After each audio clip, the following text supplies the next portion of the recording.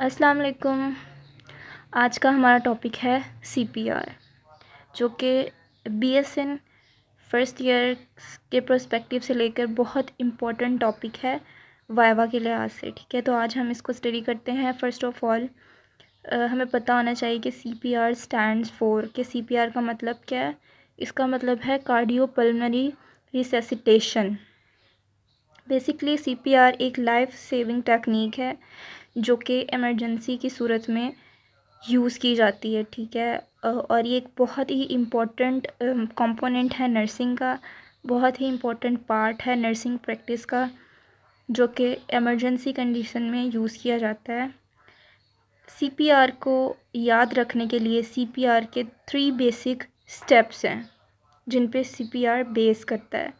वो हैं ABC। आपकी आसानी के लिए और अंडरस्टैंड करने के लिए, याद रखने के लिए आप इसको ABC से याद कर सकते हैं कि सीपीआर को परफॉर्म करने का जो तरीका है उसमें उसका सीक्वेंस क्या है। A फॉर मतलब एयरवे, B से ब्रीथिंग एंड C से कंप्रेशन। कि जब भी किसी भी पर्सन को कोई इमरजेंसी पेश आती है या वो कार्डिक अरेस्ट की कंडीशन में चला जाता है तो हम उसके लिए सीपीआर परफॉर्म करते हैं।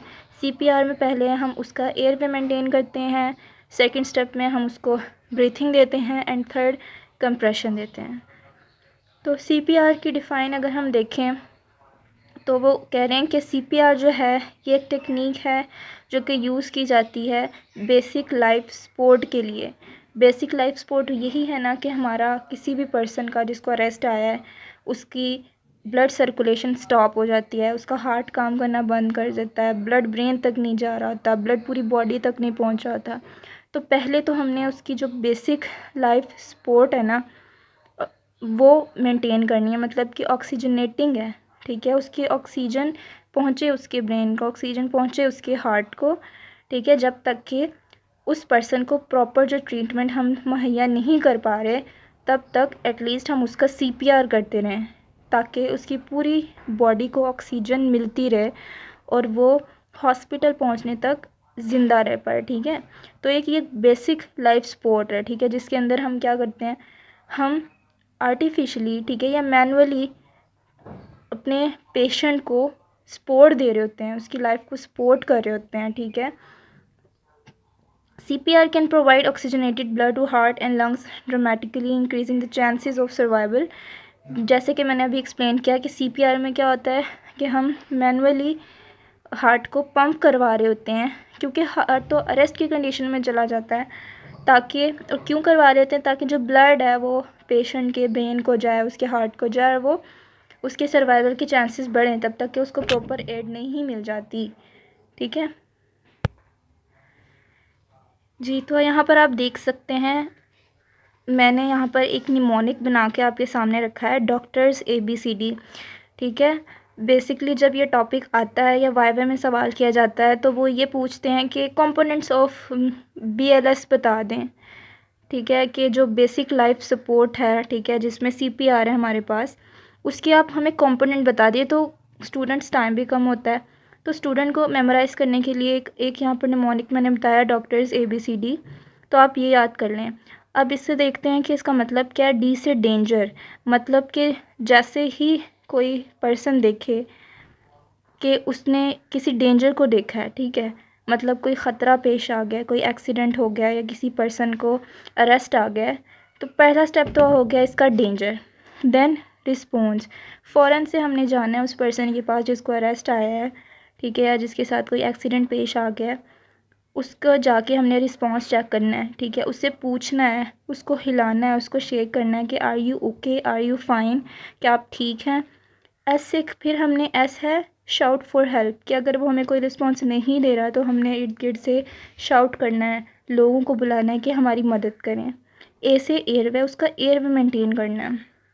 ठीक है, उसका माउथ देखना है कि कहीं ब्लड तो नहीं है या फिर कोई एक्सीडेंट की हालत में कहीं कोई फ़ॉरेन चीज़ तो नहीं उसके माउथ में चली गई। बी से फिर हमने ब्रीथिंग मेंटेन करनी है। अब ब्रीथिंग होती है 2 तरीके से हम कर सकते हैं। ठीक है, ब्रीथिंग पैटर्न्स हैं प्रॉपर। ठीक है, एक तो हम बाय किसी मतलब किसी मशीनरी के थ्रू उसको देंगे, ठीक है, और एक जो हम मैनुअली देते हैं। अब देखें एक्सीडेंट की सूरत हो जाती किसी के साथ तो उसको हम ब्रीथिंग पैटर्न्स होते हैं डिफरेंट, उसमें माउथ टू माउथ है, ठीक है, माउथ टू नोज़ है एंड माउथ टू बैरियर है, ठीक है, कि हम इन तरीक़ों से उसको ब्रीथिंग पैटर्न दे सकते हैं। ओके, आपने उसकी ब्रीथिंग मेंटेन करनी है। अब ब्रीथिंग मेंटेन करने के लिए आप डायरेक्ट अपने माउथ से उसके माउथ को, उसके हेड को टिल्ट करके देन आप उसको ब्रीथिंग मेंटेन कर सकते हैं, या फिर आप माउथ टू नोज़ कर सकते हैं, या फिर आप माउथ टू बैरियर। अब माउथ टू बैरियर में क्या होता है कि अगर आप नहीं चाहते कि आपका direct mouth to mouth contact हो, क्योंकि विक्टिम के माउथ में कोई ब्लॉकेज है, कोई ब्लड है या कोई पार्टिकल्स हैं जो कि आप इनहेल ना कर लें, तो आप कोई टिशू उसके माउथ पे रख के देन आप उसको ब्रीथिंग दे सकते हैं। नेक्स्ट स्टेप्स है कार्डिक कंप्रेशन, कि आपने उसको कार्डिक कंप्रेशन देनी है। अच्छा, तो जब सीपीआर परफॉर्म करते हुए आपने ये चीज़ याद रखनी है कि आपको कितनी कंप्रेशन देनी है और कितने रेस्क्यू ब्रेथ देने हैं, ठीक है। तो आपको सीपीआर 2 मिनट्स तक करना है विद 30 कंप्रेशंस, क्या आपने 30 कंप्रेशन देनी है, then 2 rescue breath, 30 compression then 2 rescue breath, ऐसे आपने सीपीआर करना है, ठीक है, ताकि पर्सन जो है, हमारा विक्टिम जो है, वो सर्वाइव कर जाए जब तक कि उसको एडवांस लाइफ सपोर्ट ना मिल जाए, ठीक है, ALS एडवांस लाइफ सपोर्ट ना आ जाए, क्योंकि हमने इमरजेंसी तो कॉल कर दी होती है सपोर्ट के लिए, को हेल्प के लिए, ठीक है, तब तक हमने CPR परफॉर्म करते रहना है। देन जो लास्ट है वो है डीफिब। डीफिब क्या होता है, एक ऐसी डिवाइस है जो कि आर्टिफिशली, जिसके जो प्रॉब्स हैं वो चेस्ट पे लगा दिए जाते हैं और वो आर्टिफिशली जो है वो पेशेंट को, विक्टिम को इलेक्ट्रिकल इम्पल्सिस के थ्रू उसके हार्ट को एक्टिव करती है। तो ये जो है, ये कंपोनेंट है हमारा एडवांस लाइफ सपोर्ट का। तो ये ही था CPR के बारे में, जो कि इम्पोर्टेंट सवाल हैं, वाइवा में पूछे जाते हैं। इसके अलावा एक और चीज़ है इसकी कॉम्प्लिकेशंस, कि CPR परफॉर्म करते हुए कौन कौन सी कॉम्प्लिकेशंस आ सकती हैं।